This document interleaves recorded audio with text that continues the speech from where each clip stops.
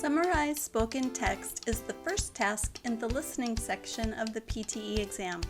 In today's video, we're going to talk more about this question type, and I'll give you some strategies so you can complete it successfully.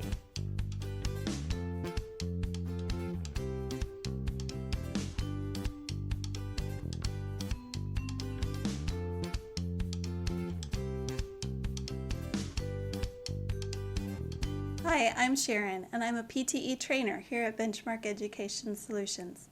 Today we're going to talk about the Summarise spoken text question type in the PTE exam. With this question, you'll be listening and writing, sometimes at the same time. But don't let this make you nervous. In this video, we're going to give you lots of information that will help you get all the points possible. In this overview, we'll talk about how this question type is scored, and we'll practice with a sample question. And at the end, I'll give you some important tips to remember. Let's get started. First, let's look at an overview of what this question type is all about. This is the first task in the listening section. It tests your listening and writing skills. Here's how it works. You'll either listen to an interview or a lecture and then write a summary of the main points. We go through more specific steps and strategy for this question type in our in-depth lesson, but your number one strategy is to take notes as you listen. What kind of notes should you take?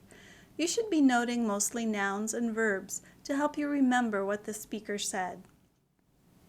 This question type will focus on 5 skills: content, form, grammar, vocabulary, and spelling. On test day, you'll see either 2 or 3 of these questions. You'll have 10 minutes for each question for a total of 20 to 30 minutes. Okay, let's look at how this question is scored. This question type is called integrated since it contributes to both your listening and writing scores. You can earn partial credit. In other words, your answer will not be totally right or totally wrong, but you can earn 0 to 2 points for each of the 5 skills. Again, the skills you're being tested on are content, form, grammar, vocabulary, and spelling. The highest score you can receive is a score of 10, which means that you would get 2 points in each skill. And of course, the minimum score you could get is 0. Here's a breakdown of how each category is scored. Take a look at these details. Let's look at a top score of 2 in every group. For content, this means that you've provided a good summary of the text, and you mentioned all of the important points. Your summary is between 50 to 70 words, contains correct grammatical structures, appropriate choice of words, and has correct spelling. Of course, you can get a score of 2, or a score of 1, or even 0 in different groups. In content, a score of 1 would mean that you provided a fair summary of the text, but 1 or 2 aspects are missing. A score of 1 in form means that you wrote 71 to 100 words, or 40 to 49 words. This is why keeping track of how many words you write is extremely important. A score of 1 in grammar means that your answer contains grammatical errors, but it doesn't hinder communication. Also, if you have just 1 spelling error, that would get you a score of 1 in spelling. A score of 0 is the lowest score you can get for each category. If you get a 0 in content, that means that you've omitted or misrepresented the main points. In form, it means that you've written fewer than 40 words or more than 100. It's interesting to note that the way you write the answer also contributes to your form. For example, if you write in all capital letters, don't use any punctuation, or if you write your thoughts out in bullet points or in very short sentences, that will also result in a score of 0 for form. For grammar, a score of 0 means that your grammar is not correct, making it difficult for people to understand what you're trying to say. The same goes for a score of 0 in vocabulary. And last, if you have more than 1 spelling error, you get a score of 0 for spelling, so be sure to proofread when you're done writing. The scoring for this question type is quite detailed, so make sure you understand exactly what it takes to get 2 points in each category. Okay, let's look at a sample question and tie all this together. As I mentioned earlier, we do go over more steps and strategies with examples in our in-depth video. However, for now, I want you to grab a paper and a pen and follow along with me as we work on this together. First, listen to the audio and write down keywords that you hear. These will be nouns and verbs. Then I want you to pause this video and take 10 minutes to write your answer and proofread it carefully. Then when you come back, I'll show you a transcript of what you heard. I'll show you the notes that I took and my sample answer. Are you ready? Let's start. So machine intelligence is not about completely removing the person from the equation. It's about machines and humans working together. We never recommend that you completely abandon your judgment as a leader. Many times, machine learning is wrong. And as leaders, we need to recognize that and know when to ask questions and how to adapt. So judgment is still absolutely critical in this equation. An interesting example is automated trucking company Otto. It was formed by Google engineers and within 10 months, bought by Uber for $680 million. Now, what would make a company worth $680 million in 10 months? Well, Otto developed a cab-top device, sells for $30,000, and can fully automate any 18-wheeler truck built after 2013. In fact, they've already made their first delivery using a self-driving truck. It was 50,000 cans of Budweiser beer last year. All right, how did you do?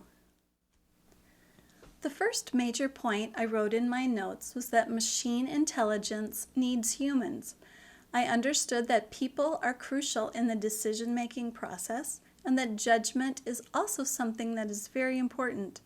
The speaker gave an example of a company called Otto, so I wrote that down along with some notes. It's successful and leaders still use judgment even with automation. Notice how I abbreviated some things and used arrows.